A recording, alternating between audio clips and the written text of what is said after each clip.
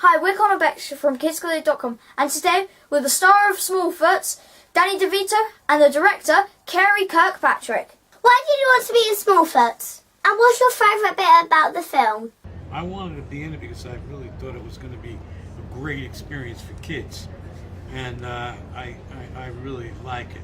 And I loved the research that I had to do to play Dongle, because every morning when I got up, I had to hit myself in the head.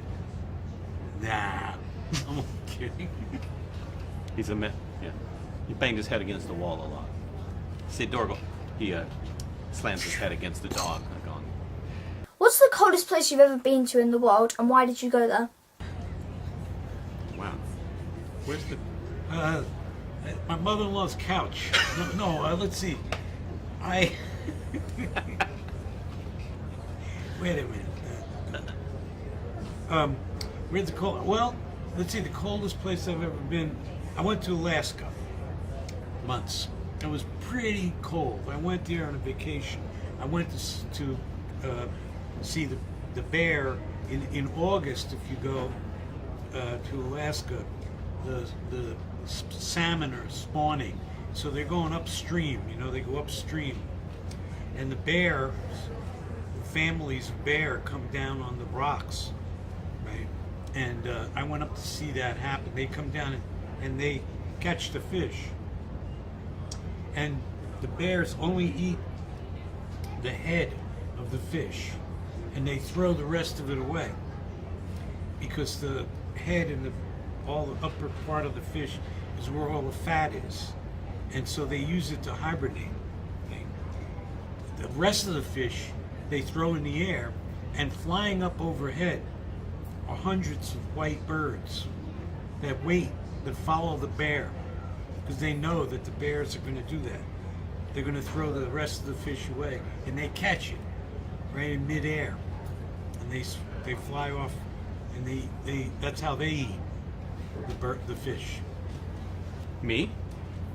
I went tubing in Utah and got stuck in a snowstorm.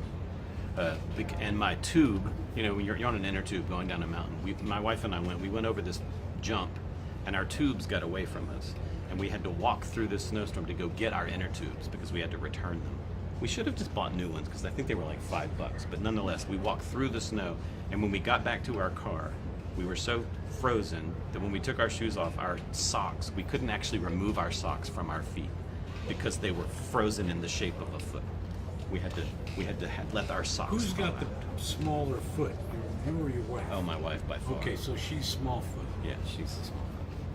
Do you think Bigfoot is real? If yes, why? Well, it's an imaginary thing, like people talk about, you know, Bigfoot. I mean, some people have seen.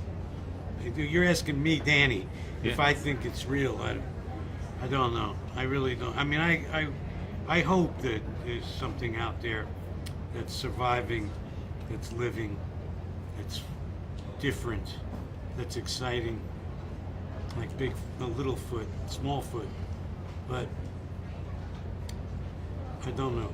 I'd like to think it is, but if it is, it's playing the best game of hide and seek that has ever been played for like 50 years, at least.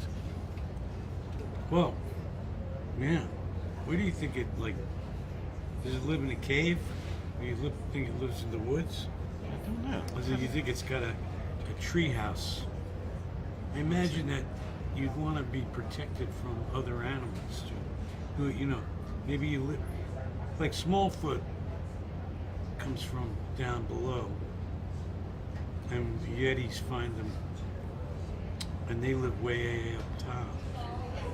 Maybe that's a good thing to be protected by a cloud. I don't know. There's a Bigfoot myth in various cultures, right?